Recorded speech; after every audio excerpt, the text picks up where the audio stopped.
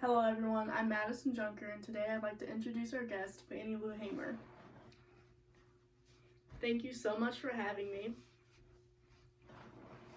To start things off, would you like to tell everyone a little bit about yourself? Of course. I was born on October 6 in 1917 in Montgomery County, Mississippi. I was the 20th and last child of my big family.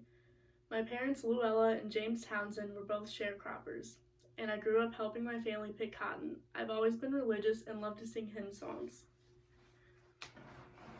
That must have been hard. What was that like for you? It was definitely tough. I spent most of my days picking cotton starting when I was 13. As a young child, it never really occurred to me that my family was poor and what it meant to be African American during this time. I was raised to work hard and never complain, even when there was so much to complain about. So what do you think you learned most from working on a plantation? Working in the field all day gave me a lot of time to think about what it would be like to not live in a poverty-stricken world and be able to afford real clothes and never go hungry. It also made me think that I wanted a better life than just being a sharecropper. Can you describe your family life? As I mentioned earlier, I was the 20th child and youngest in my family. Having a bigger family allowed more of us to work and pick more cotton, but it also meant feeding more mouths, which was tough for my parents. Were you close with your parents? I love them both dearly. My dad was always telling stories and had a great sense of humor. My mother was very encouraging and worked so hard to make sure our family could get by. They were both very practical about our situation, but never stopped inspiring me. That sounds great. They really made the best of it. There was one point where we were all doing really well and had gotten some farm animals for ourselves. Unfortunately, they were poisoned, and soon after that, my dad was struck with an illness, causing him to die. My mother also passed not too long after him due to the lack of medical care for African Americans. She had been blinded by an accident incident, and I took care of her after that, since all of my brothers and sisters had to move away. That sounds awful. I'm sorry to hear that. I can't imagine someone poisoning your farm animals.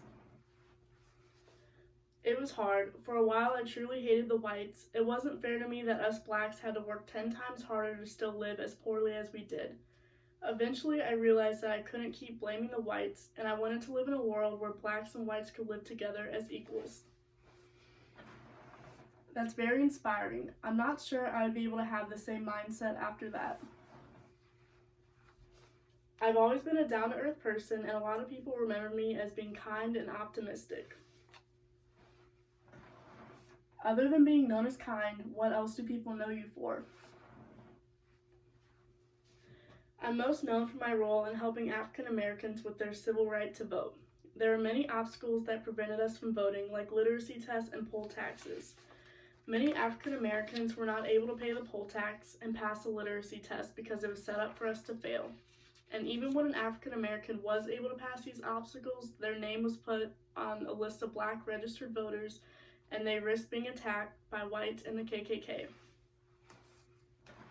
How did you become interested in the civil rights movement? Well, it all started after I had gone to have a minor surgery done. I later found out that the white doctors had given me a hysterectomy, sterilizing me, and taking away my chance to have children of my own without my consent. I coined the term Mississippi appendectomy because of this. Unfortunately, this happens to more than half of black women who go to the hospital. It is historically shown that African Americans are less likely to reach out to medical professionals. I'm sure this is only one of the many reasons for their distrust. It was truly awful. The forced sterilization set me onto the path of the civil rights movement in Mississippi. After being sterilized, did you ever have children or a family of your own? I met my husband, Perry Pap Hamer, while working on a plantation. We always wanted children, and after many failed pregnancies, we decided to adopt 2 daughters. That's great. You mentioned earlier you were known for fighting for African Americans' right to vote. How did you get to be a part of that? During the summer of 1961, I attended a meeting led by civil rights activist James Foreman, who was part of the Student Nonviolent Coordinating Committee, also known as the SNCC, and James Bevel from the Southern Christian Leadership Conference, or the SCLC.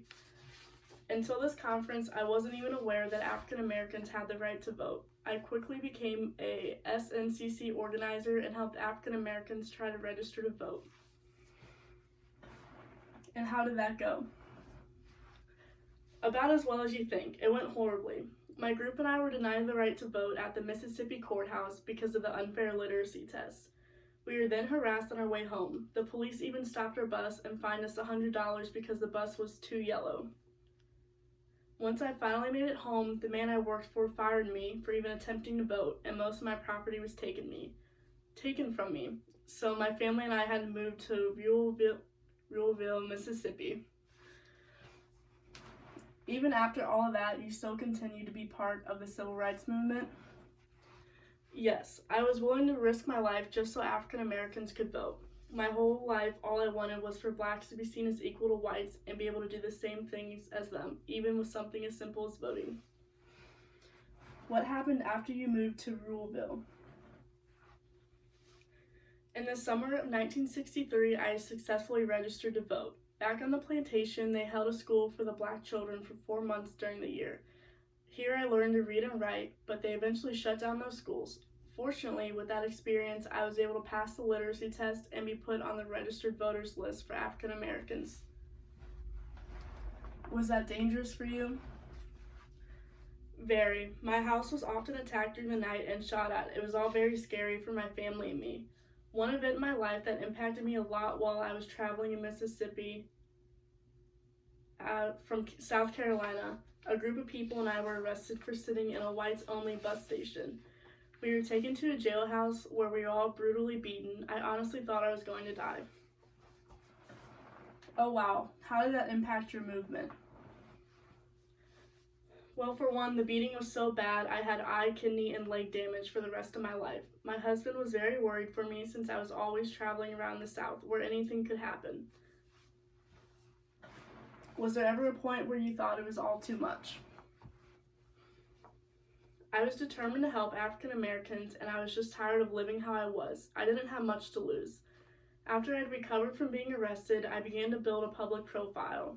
In 1964, I co-founded the Mississippi Freedom Democratic Party, or the MFDP, which targeted the local Democratic Party's effort to block any political participation from blacks. People were beginning to know me, and even though I wasn't the most well-spoken person, my persona inspired many. Later that year, I gave a televised speech calling for mandatory integrated state delegations, but President Lyndon Johnson held a televised press conference to block my airtime. My speech was eventually aired later and reached millions of people. Did you start to see any progress? My goal to have an integrated delegation finally happened in 1968 when I became a member of Mississippi's first integrated delegation. After you were voted onto the delegation, did you do anything else? Well, before I was on the delegation, I helped organize Freedom Summer, an attempt to help with African American voter registration in the South. I tried to join the Mississippi House of Representatives, but was barred from the ballot. That didn't stop me, though. About a year later, myself, Victoria Gray, and Annie Devine became the first black women to stand in the U.S. Congress, where we tried to protest the Mississippi House election of 1964. I continued to travel and give speeches, hoping to empower the African American community. That's really impressive. Did you feel as if you were making a difference for African Americans? I definitely felt as if I had paved the way for African Americans voting, but there was still a lot of inequality. I turned to economics for greater racial equality. I began a pig bank to provide free pigs for black farmers to breed, raise, and slaughter. Back when my family had their own livestock, it was a time of prosperity for us and helped us struggle less, so I wanted to give other black families this opportunity. A year after this, I launched the Freedom Farm Cooperative, or the FFC.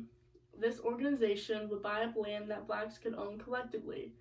It took a lot of donations and hard work, but I was able to purchase 640 acres launch a coupe store, boutique, a sewing enterprise, and build 200 units of low-income housing.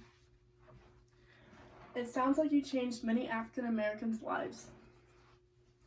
I think I did too. I didn't really know what I was getting into when I attended the SNCC conference, but I'm glad I did. All I wanted was racial equality in politics. After I succeeded with the MFDP, I wanted to help the poverty-stricken Black families. I know what it's like to grow up hungry, struggling to survive, and felt that I could make a difference with my Freedom Farm. What did your family think about all of this? They supported everything I did, even though I was gone a lot traveling. I put my family at risk with the KKK as I became more well known, but they never stopped believing in my dreams, and luckily none of them were ever hurt. Can you discuss how you're doing now? Well, Madison, I've been diagnosed with breast cancer, and the end for me should be near, but I'm still staying positive and working on the Freedom Farm as much as I can. Your story and perseverance has been inspiring. Thank you for coming on my show today and sharing your life. Thank you so much for having me. Well, everyone, that's all I have for today's show, so see you next week.